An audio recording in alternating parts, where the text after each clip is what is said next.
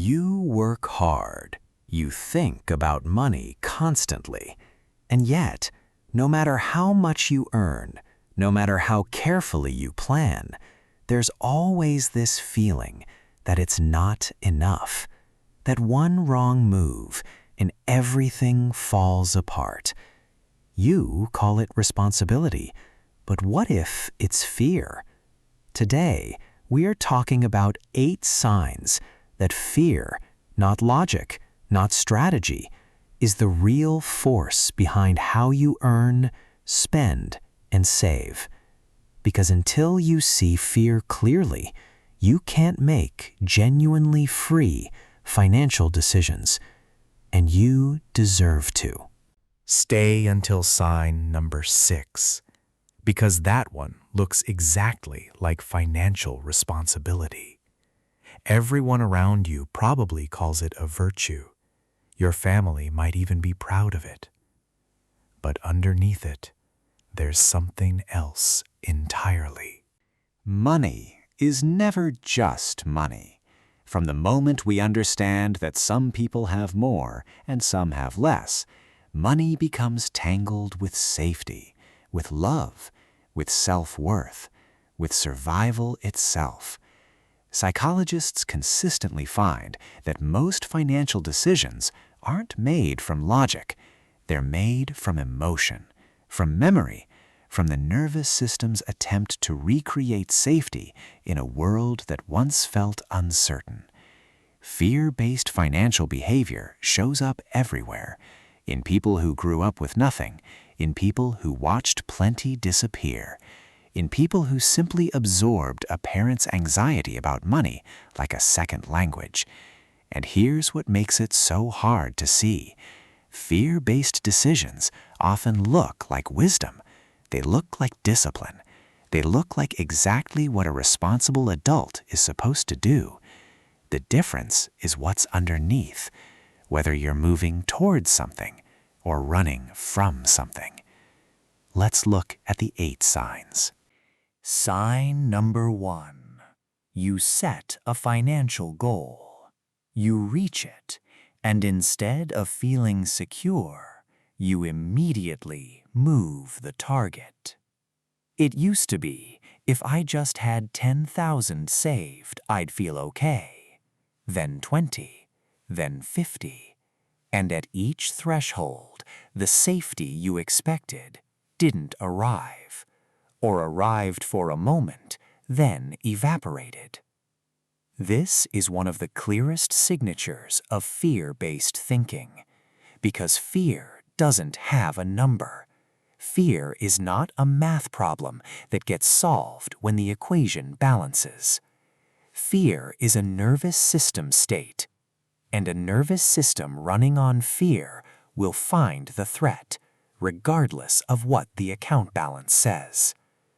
This is why some of the most financially anxious people you'll ever meet are objectively wealthy. The number changed, the fear didn't, because the fear was never really about the number. If security always lives just slightly beyond where you currently are, that is not ambition. That is a nervous system that hasn't yet learned the danger it was preparing for has passed. Sign number 2. You don't check your bank account. You don't open certain bills immediately.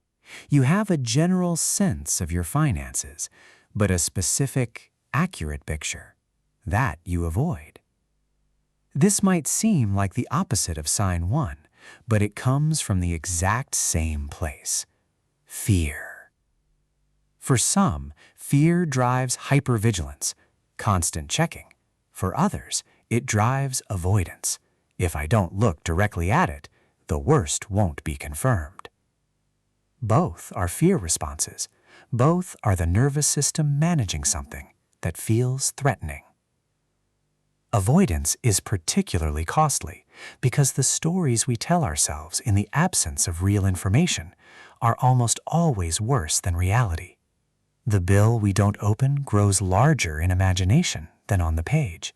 The balance we don't check becomes a source of ambient dread rather than a manageable fact. Fear keeps you looking away from the very information. Reduce the fear. That is its particular cruelty with money. Sign number 3. When financial anxiety spikes, you spend. Not because you've planned to, but because the brief hit of agency, pleasure, control temporarily quiets the fear. And when the fear is loudest, anything that quiets it feels like relief. This gets labeled as irresponsibility, weakness, lack of discipline. And the person caught in it usually agrees, which adds shame to the anxiety, which makes the next impulsive purchase more likely. But what's actually happening is a regulation strategy. The nervous system is overwhelmed and reaching for something that produces a temporary sense of okayness. The particularly painful irony: spending to escape financial anxiety creates more financial pressure, which creates more anxiety, which creates more spending. The fear generates the very conditions that seem to justify it. Sign number 4. You are worth more than you charge. You know this. And yet, when it comes to asking for more, negotiating your salary, raising your rates, something stops you. The story might be, I don't want to seem greedy. I'm not sure I'm worth it. What if they say no? But underneath each of those stories is fear. Fear of rejection. Fear of being seen as too much. Fear of losing the opportunity and being left with nothing. For many people, this traces directly to early experiences of scarcity, where asking for more felt genuinely dangerous, where taking up space had consequences. And so the adult version of that child continues to shrink their financial ask to a size that feels safe, a size that protects, even while it limits. Under-earning is rarely about skill. It is almost always about what the nervous system believes it's safe to claim. We're halfway through, and if you've recognized yourself in any of these first 4 signs, what's coming next goes even deeper. The next 4 signs are the ones that hide most successfully behind the language of virtue, of prudence, of simply being good with money. Sign number 6 especially. The people closest to you probably see it as one of your best qualities. Sign number 5. You earn money, you save it responsibly, and when the moment comes to actually use it on something that would bring genuine pleasure or ease, you can't. The vacation planned but never taken. The thing that sits in a cart and never gets purchased. The experience you talk yourself out of with calculations about what else that money could be doing. You've earned this. By any reasonable measure, this spending is fine. And yet it feels wrong, wasteful, dangerous, like exactly the kind of move that will be punished later.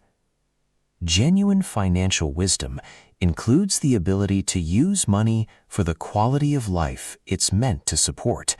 Fear-based frugality cannot distinguish between reckless spending and deserved enjoyment. To fear, all spending feels like risk. A life where money can be earned but never truly enjoyed is not financial freedom. It is a more comfortable version of scarcity. Sign number 6, and this is the one that looks most like a virtue. You save aggressively. Your emergency fund is significantly larger than any rational emergency would require. You live well below your means, not as a chosen lifestyle, but because spending feels inherently unsafe. People around you admire this. Your family calls you responsible.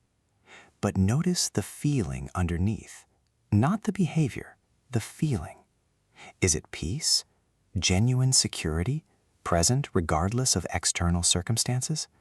Or is it relief, the temporary, fragile relief of having enough buffer that today feels survivable, while knowing the threat is always coming?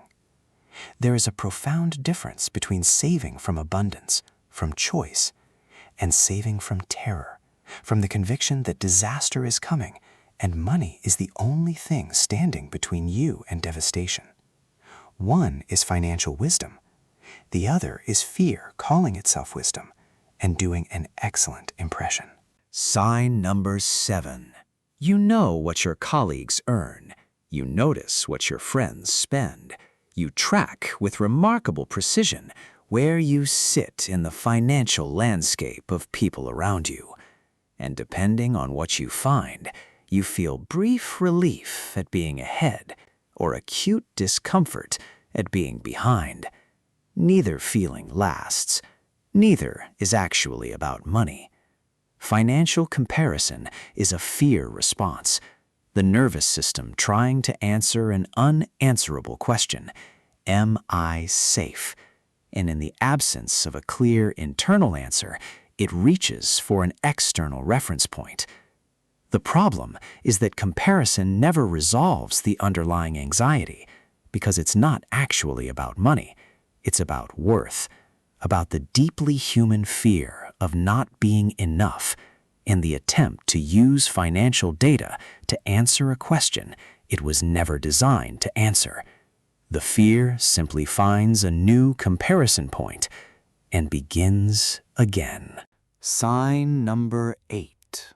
When a significant financial opportunity presents itself, an investment, a business idea, a career change, your first and most persistent response is not excitement, it is dread. Not careful consideration, dread. The visceral sense that this is dangerous, that the right move is to stay exactly where you are, even if where you are is limiting you. This shows up as analysis paralysis, researching endlessly, unable to move, or as immediate rejection of any option involving risk, even intelligent, calculated, life-improving risk. The result is a financial life that stays within the boundaries of what fear has decided is survivable. Fear does not account for opportunity. Fear does not account for growth. Fear does not account for the cost of never trying, which is its own kind of loss, silent and cumulative. A financial life lived within the boundaries of fear is smaller than the one you are capable of, not because you lack intelligence, but because fear has been making decisions that were never actually yours to make. Financial fear is not irrational. For many people, those who grew up with genuine scarcity, who watched parents struggle or lose everything, financial fear was a completely appropriate response to a real situation. The nervous system that learned to be vigilant about money learned that because vigilance was necessary. This is not a character flaw. This is an adaptation, an intelligent response to a real environment. The question that matters now, is this response still serving me, or is it limiting a life that the original fear was trying to protect? For most people, the honest answer is both. The vigilance that protected you also constrains you. The saving that kept you safe also keeps you from living fully. The caution that served you in genuine scarcity is now applied to situations that are no longer scarce. Seeing this clearly is not about criticizing your past responses. It is about asking whether the same responses belong in your present.